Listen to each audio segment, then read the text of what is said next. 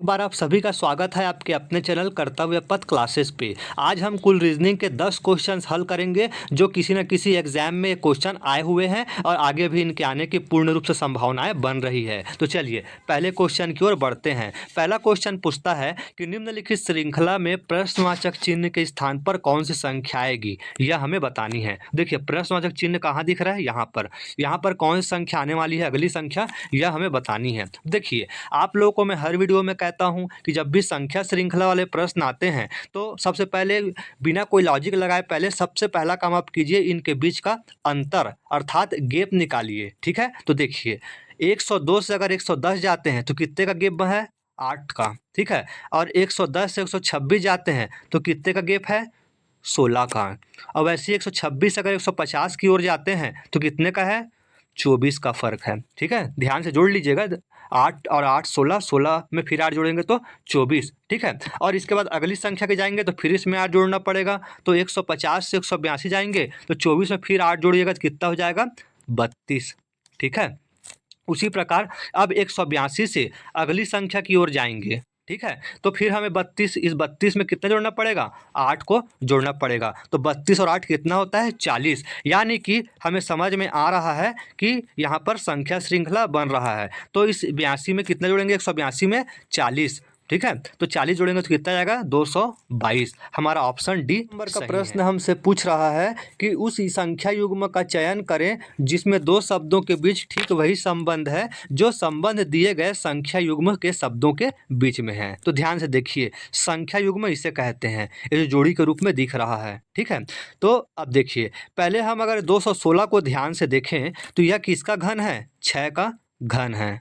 ठीक है, और अनुपात का चिन्ह वैसे ही लगा देता हूँ। और ये 343 को देखें तो यह किसका घन दिख रहा है, हमें 7 का घन है। ठीक है, अब इसी प्रकार हमें ऑप्शन में ढूंढना है। ठीक है, घन वाले संख्या, तो देखिए अगर हम ध्यान से देखें तो यहाँ पर ऑप्शन डी को देखिए ध्यान से। ठीक है, क्या दिया है, 8:27। ठीक है, तो 2 का घन करेंगे तो क्या मिल जाएगा हमें, 8 मिल जाएगा। ठीक है, और अगर हम 3 का घन करते हैं, किसका, 3 का घन करते हैं तो हमें क्या मिल जाएगा, 27 मिल जाएगा। तो हमारा डी ऑप्शन सही है, और यहाँ पर 2 के बाद सीधा 3 आया है, कोई संख्या भी नहीं छूटा है। तो चलिए अगले का प्रश्न हमसे पूछा कि नीचे दिए गए विकल्पों में से लुप्त संख्या ज्ञात कीजिए। आपको लुप्त संख्या मतलब कि प्रश्नवाचक चिन्ह के स्थान पर कौन सी संख्या आएगी यह हमें बतानी है। तो चलिए उससे पहले हम ये 144 कैसे आया और 169 कैसे आया यह समझ लेते हैं। यहाँ पर का हमें खुद ब खुद आंसर प्राप्त हो जाएगा। ठीक है, तो देखिए हम इस 7 और इस 5 को ऐसा क्या करें कि 144 प्राप्त हो। तो देखिए अगर हम 7 में से क्या करते हैं, 5 को प्लस करते हैं। ठीक है, 7 + 5 कितना हो जाएगा, 12। ठीक है, और इसी 12 का मैं वर्ग कर लेता हूँ तो क्या मिल जाएगा हमें, 144, क्योंकि 12 का वर्गमूल 144 होता है। सेम लॉजिक हम इस पे भी लगाते हैं, इस 9 को इस 4 से जोड़ेंगे तो कितना हो जाएगा, 13, और इसी 13 का मैं वर्ग करता हूँ तो 13 का वर्गमूल कितना हो जाता है, तो 169। सेम लॉजिक तीसरे में भी लगा के देखते हैं। यहाँ दिया है 8 और यहाँ पर दिया है आपका 6। ठीक है, तो 8 में से 6 जोड़ेंगे तो कितना हो जाएगा, 14। कितना होगा, 14, और इसी 14 का मैं वर्ग कर लेता हूँ तो कितना हो जाएगा, 196। देखिए ऑप्शन डी 196 हमारा सही आंसर हो जाएगा। का प्रश्न, एक कूट भाषा में 5 4 8 3 1 का कूट 6 3 9 2 2 है। इसी भाषा में 8 6 2 7 4 का कूट क्या होगा, यह हमसे पूछ रहा है। ठीक है, देखिए यह बुद्धि क्षमता का प्रश्न है, इसमें किसी प्रकार का सूत्र फॉर्मूला कुछ भी नहीं लगता है। कहने का मतलब है कि आपको थोड़ा अपना लॉजिक दिमाग लगाना होता है। ठीक है, तो चलिए पहले हम इसको समझते हैं।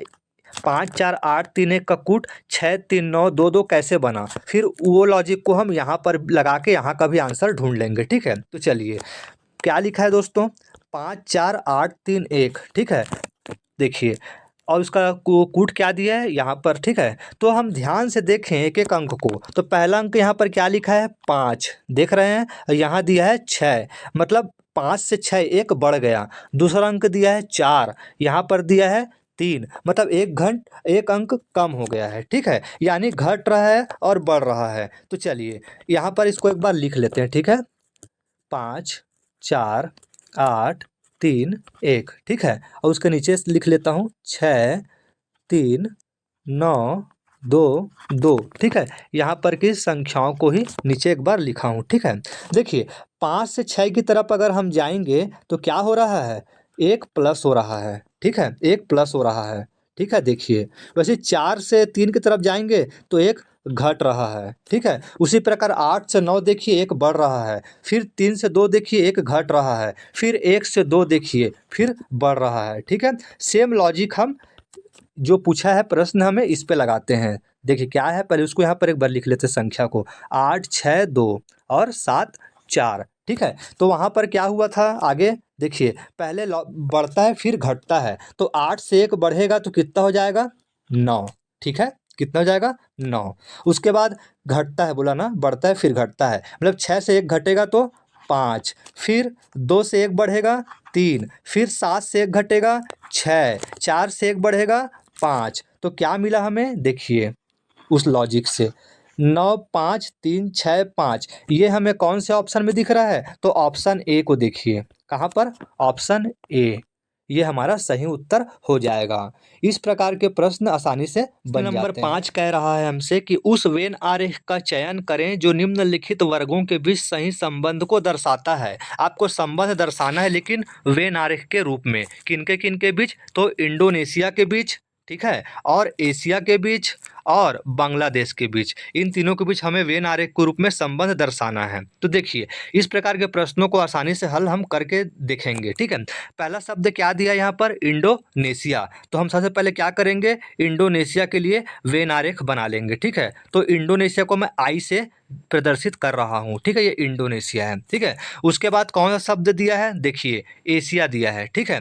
तो पहले देख लेते हैं क्या इंडोनेशिया और एशिया में कोई संबंध है क्या, हाँ संबंध है, ठीक है। उसके बाद बांग्लादेश को भी देख लेते हैं, बांग्लादेश का एशिया से कोई संबंध है क्या, तो हाँ।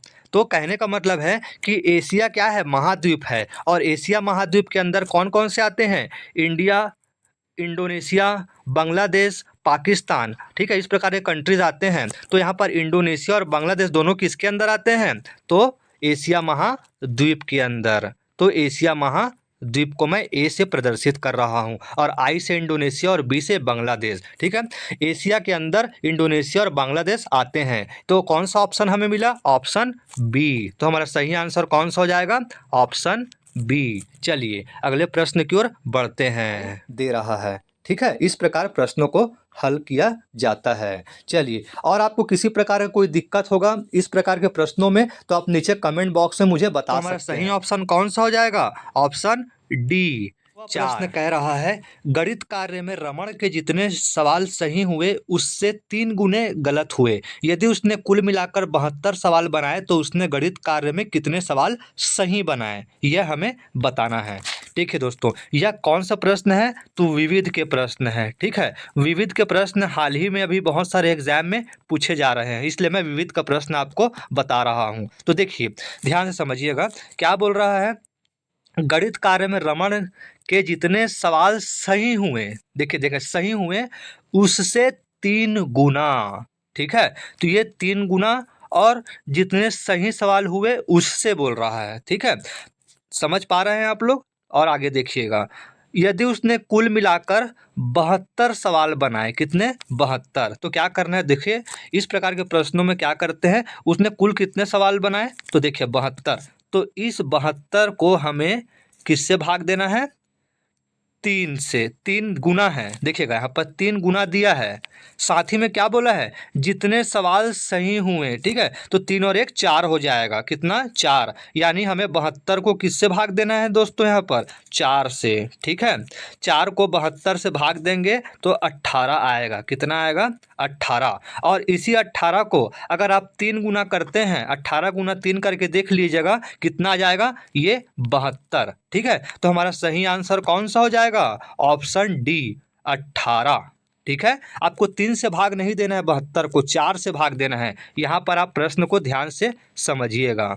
चलिए अगले नंबर का प्रश्न पूछता है, यदि ए का अर्थ भाग, बी का अर्थ गुना, सी का अर्थ धन तथा डी का अर्थ ऋण होता है तो निम्नलिखित व्यंजक का मान ज्ञात कीजिए। देखिए ये व्यंजक है, ठीक है। इसे हम एक बार नीचे एक बार फिर से लिख लेते हैं, इसका मान हमें बताना है।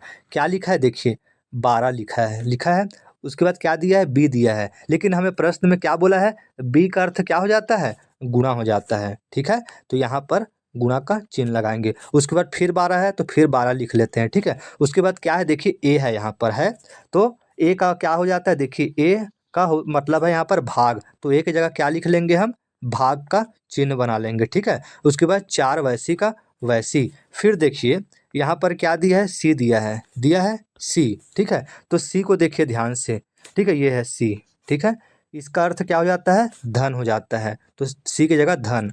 और 5 वैसी का वैसी। ठीक है, समझ में आ रहा है आपको। उसी प्रकार दिया है डी, तो डी का अर्थ क्या हो जाता है, ऋण हो जाता है, तो डी की जगह ऋण। और एक वैसी का वैसी। अब यहाँ पर बॉडमास रूल से इसको हल करना है। बॉडमास रूल में सबसे पहले क्या होता है, भाग वाले को हल करते हैं, फिर गुना वाले को, फिर जोड़ने वाले को, फिर अंत में घटा के आंसर निकाल लिया जाता है। तो हम पहले भाग वाले को हल करेंगे, ये भाग है, तो 4 को 12 से भाग देंगे तो 4 तिया 12, कितना हो जाएगा, 3 आ जाएगा। ठीक है, 4 तिया 12। ठीक है, तो 3 और 4 तिया 12 और उसी 3 आएगा, उसको इस 12 से गुना करेंगे तो 12 तिया 12 गुना 3 करेंगे तो 36 हो जाता है। कितना, 36 और 5 एक 40 में एक घटेगा तो 40 आएगा। कितना आ जाएगा दोस्तों, 40। देखिए हमारे ऑप्शन बी में 40 दिख रहा होगा। और आज का अंतिम प्रश्न, 5 लोग एफ जे एन आर और वी एक वृत्ताकार मेज के चारों ओर केंद्र की ओर मुख करके बैठे हैं, लेकिन जरूरी नहीं है कि इसी क्रम में हो।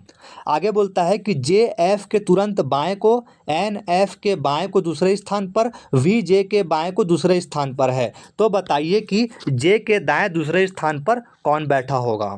ठीक है, तो सबसे पहले हम प्रश्नानुसार क्या बना लेते हैं, एक वृत्त बना लेते हैं। ठीक है, जैसे कि प्रश्न में यहाँ पर कहा था।